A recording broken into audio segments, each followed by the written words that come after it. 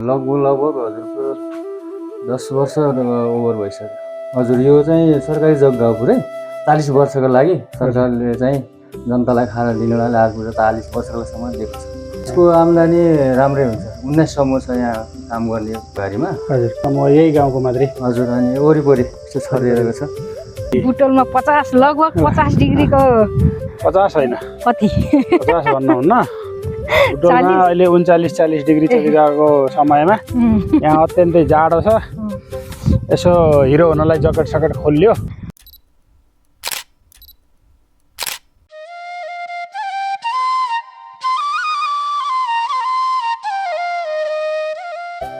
हेर्दा स्वर्गको एक टुक्रा जस्तो लाग्ने यो स्थल अन्त कतै नभएर पाल्पा जिल्लाको निस्ती गाउँपालिकामा पर्ने काउले डाँडा हो।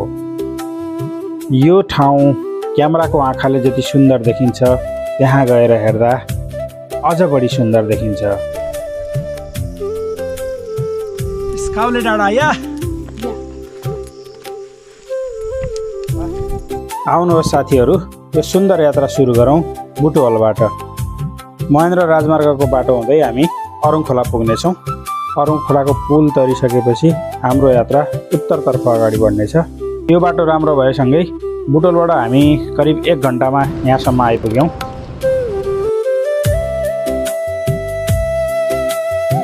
साथीहरू हामी यता बुटोलदेखि यति बेला अरुङ खोला आइपुगेका छौँ। र यतापट्टि यो पूर्व पश्चिम राजमार्गको चितवन जाने बाटो हो। र हामी चाहिँ अब यो मित्यालतर्फ अगाडि बढ्छौँ। पाल्पा जिल्लाको निस्दी गाउँपालिकामा पर्छ। मित्याल नजिकै रहेको काउले डाँडा यो अम्लिसो खेती हुन्छ, इलामको चिया बगान जस्तै। यो चिया पसलमा चाहिँ हामी चिया पिएर अब निस्किने तयारीमा छौँ।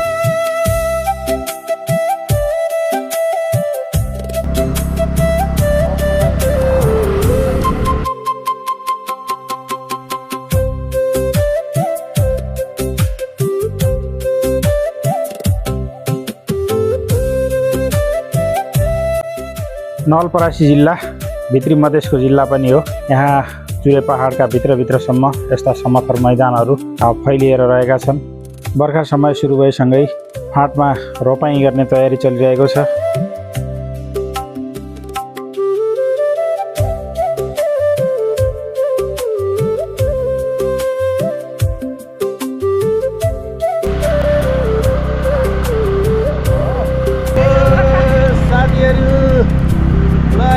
हामी मित्यालको यात्रामा काउले डाँडा यतापट्टि अरुङ खोलाको तीर हुँदै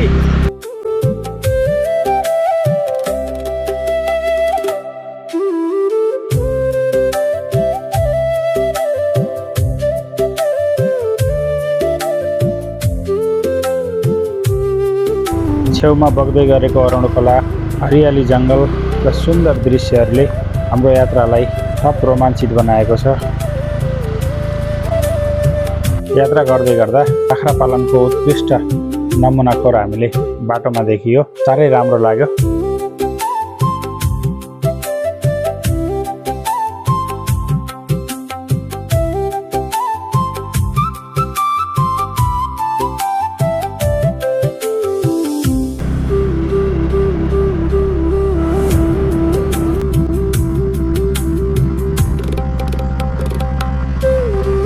बाई बाई नवलपरासी।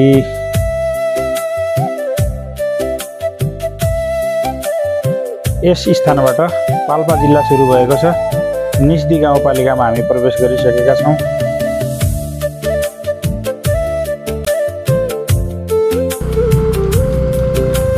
हामी यति बेला लामेदमार भन्ने स्थानमा आइपुगेका छौँ। यहाँनिर अलिकति कन्फ्युजन भयो। काउले डाँडा जाने कताबाट भनेर स्पष्ट लेखिएको देखिएन। यसो सोध्नु पर्यो। भाइ, ओ दाजु, हेलो, काउले डाँडा कताबाट हो र? कति माथि छ? यहाँनिरबाट निस्दी गाउँपालिकाको कार्यालय रहेको स्थान मित्याल जाने बाटो र काउले डाँडा जाने बाटो छुट्टिने रहेछ।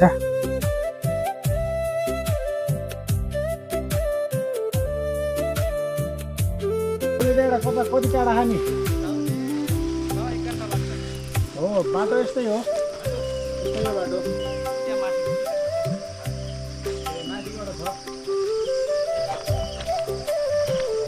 बाटो हेर्नु त कति अप्ठ्यारो हिजो राति पानी परेर बाटो सब खोलेर रहेछ कस्तो भयो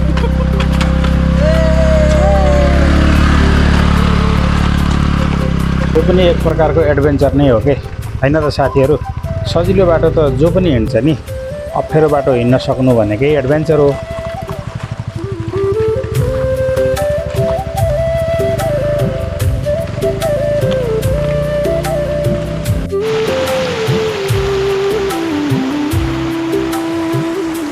यो बिचमा म तपाईँहरूलाई एउटा काम दिन्छु साथी हो एउटा लाइक ठोकिदिनुहोस् जसले सब्सक्राइब गर्नुभएको छैन सब्सक्राइब गरिदिनुहोस् है त भाइ काउले कता हो नि कति माथि छ यतिजनालाई त सोध्दैन नि बाटो पनि हिजो गजबले पानी परेछ बाटो अलिकति डिस्टर्ब भएको रहेछ हिउँदको बेलामा चाहिँ यो बाटो राम्रै छ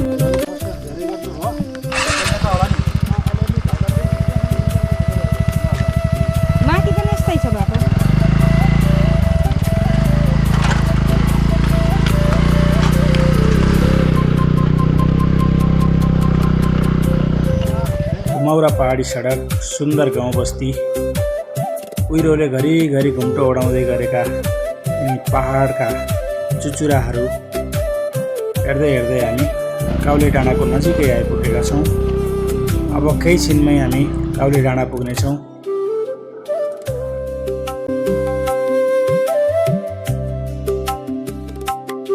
काउले डाँडा कता हो त्यही हो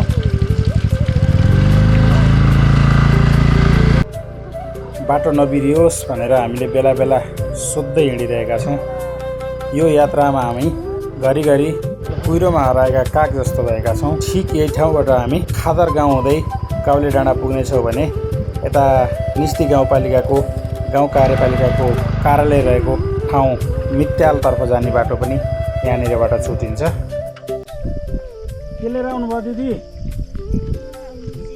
अम्लिसोको जरा सार्नलाई हो पाइन्छ यो काउले डाँडा यही पुरै हो यो गाउँको नाम के हो नि खबर हो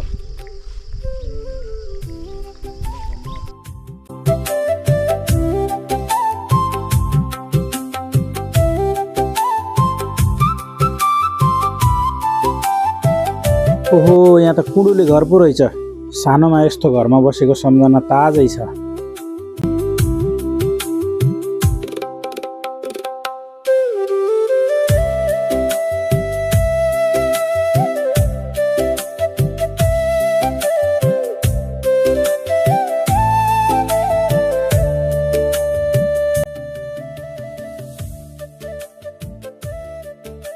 पूर्वी पाल्पामा पर्ने यो गाउँको नाम खादर हो मगर समुदायको बसोबास रहेको यस गाउँमा अझै पनि कुडुले घरहरू देख्न पाइने रहेछ यहाँ अगाडि के रहेछ मान्छे त धेरै जम्मा भएर बसेका छन् त एक कार्यक्रम छ कि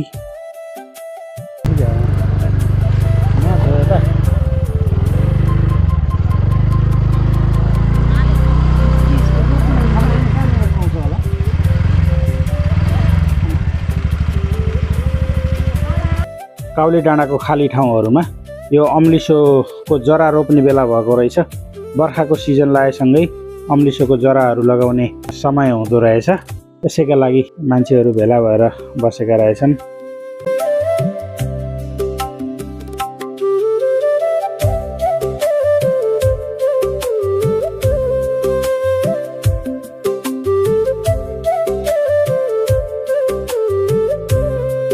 ठुलो गाउँ रहेछ यता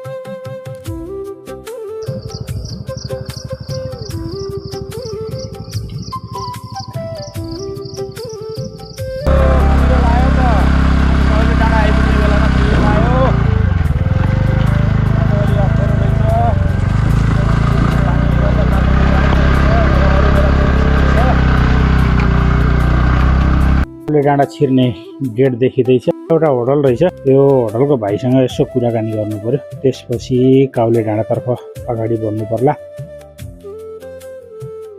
हजुर, मेरो चाहिँ डेनी थापा, मिस्टी गाउँपालिका वडा नम्बर 3। त्यो टोलको नाम चाहिँ धर्केसिङ भन्छ यो ठाउँ। अम्लिसो खेती गर्न थाले कति वर्ष भयो? लगभग 10 वर्ष ओभर भइसक्यो। हजुर, 19 सम्मले काम गर्छ यो एरियामा। अनि कतिको आउनुहुन्छ पाहुनाहरू? पाहुनाहरू आइरहनुहुन्छ। यहाँ होमस्टेमा कति घर? 7 घर। 7 घर छ। हजुर, कतिजनासम्मको मान्छेहरू राख्न सक्नुहुन्छ तपाईँहरूले? हामीले ग्रुपमा आउँदा चाहिँ मिलाएर 40-50 जना पनि राखिएको छौँ हजुर, अहिलेसम्म। हजुर। र लगभग नर्मल्ली हजुरको 20-30 जना चाहिँ हामीले राख्न सक्छौँ। र धेरै जसो कुन सिजनमा आउनुहुन्छ? अब लगभग आइरहनु भएको छ। लगभग अहिले चाहिँ यो कबलिटी वनले 1-2 वर्ष अलिक राम्रो उपलब्धि गरेको जस्तो महसुस भइरहेछ मलाई चाहिँ। हजुर, अहिले पाहुनाहरू चाहिँ गत वर्ष यो वर्ष एकदम दैनिक रूपमा चाहिँ आउनुभएको छ पाहुनाहरू। आउनुभएको छैन? हजुर, हस्, धन्यवाद। साथीहरू, हामी हाम्रो गन्तव्यमा आइसकेका छौँ। काउले डाँडा कबुलेती वन क्षेत्रमा प्रवेश गरिसकेका छौँ। अगाडि देखिँदै गरेको मगर सङ्ग्रहालय हो, यो निर्माणकै क्रममा छ।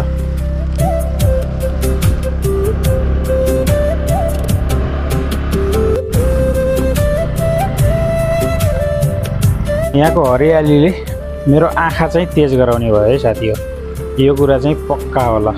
अब 2-4 दिन साग नखाए पनि हुने भयो।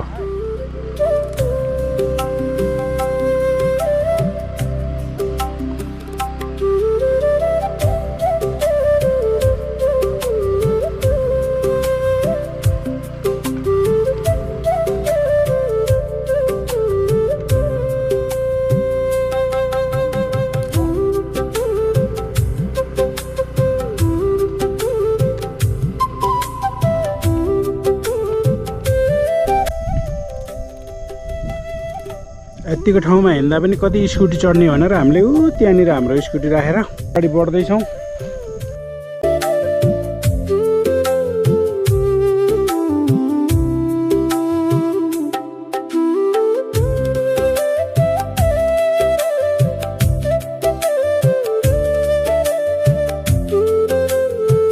यहाँ आउँदा चाहिँ चिया बगानमा आएको जस्तो अनुभव प्राप्त हुने रहेछ।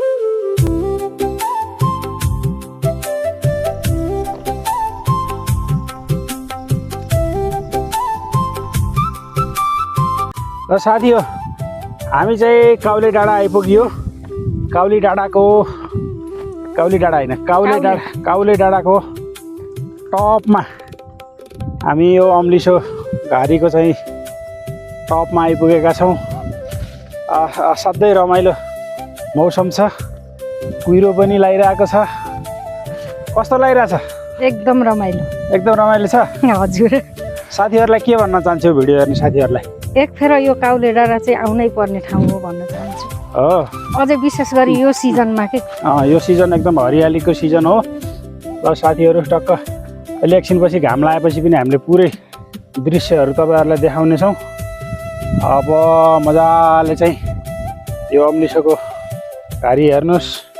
यहाँ काउले डाँडा लेखेको एउटा बोर्ड पनि छ, सायद काउले डाँडाको चिनारी होला यो। के छ है त, हेरौँ है साथीहरू। के लेखेको छ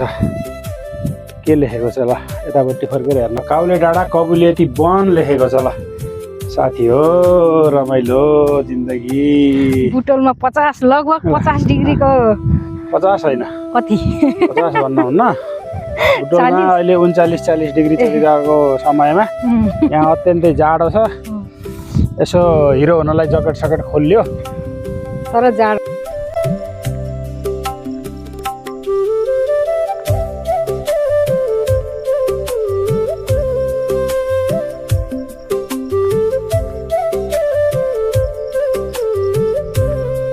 म अलि प्रकृतिसँग नजिक हुन खोज्ने मान्छे, मेरो लागि त यो ठाउँ स्वर्ग तुल्य बराबर भएको महसुस गरेको छु। चारैतिर फैलिएको हरियाली, चिसो हावा, बादल र कुहिरोले ढकेका डाँडाकाँडा अनि यो अम्लिसो खेतीले यहाँको वातावरणलाई अझै मनमोहक बनाइरहेका छन्।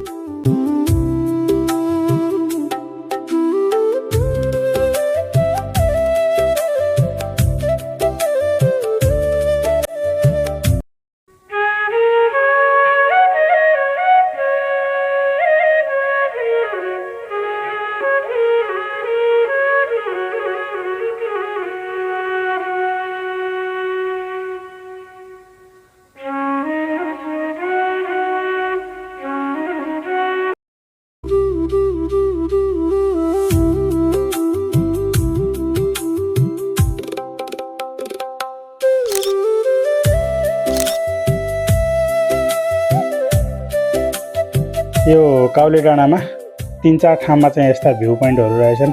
अब हामी पारी देखिँदै गरेको ठाउँमा पुग्नेछौँ। त्यस पछाडि तलपट्टि एउटा भ्यू पोइन्ट छ, त्यहाँनिर पुग्नेछौँ।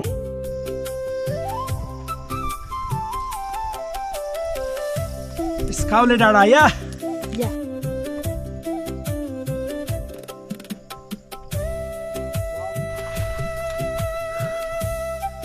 यता फेरि झ्याप्प कुहिरो आइहाल्ने रहेछ।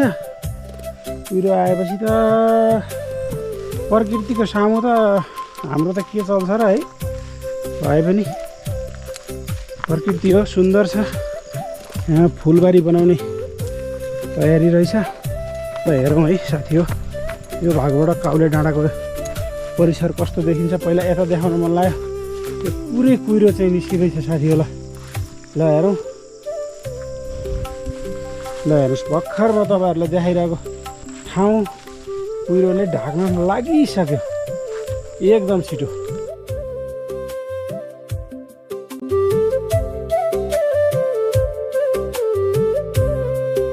यो ठाउँमा घुम्नको लागि चाहिँ यो बर्खा सिजनदेखि लिएर दसैँ तिहारको सिजनसम्म अत्यन्तै ठिक हुने मैले देखेँ।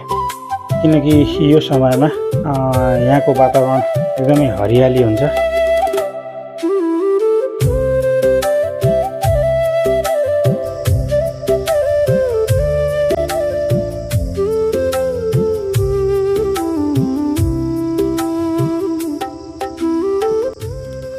घुम्नको लागि कहाँ जाने होला भन्ने एउटा चाहिँ दिमागमा घुमाइराख्नु भएको छ भने यो काउले डाँडा पनि तपाईँको एउटा गन्तव्य बन्न सक्छ। यो ठाउँमा आउन चाहिँ अरुङ खोलाबाट 2.5 घन्टा समय लाग्ने रहेछ र यताबाट रामपुर हुँदै कालीगण्डकी करिडोरको बाटो सिद्धार्थ राजमार्गको पिपल डाँडा भन्ने ठाउँसम्म पुगेर फेरि बुटोलतर्फ फर्किने साथीहरूलाई फर्किन सजिलो हुन्छ भने अन्यत्र जानका लागि रामपुरबाट यता गैँडाकोट पनि निस्किन्छ करिडोरको बाटो। तपाईँहरूलाई कसरी पाएको पर्छ त्यसरी चाहिँ घुम्न आउन सक्नुहुन्छ।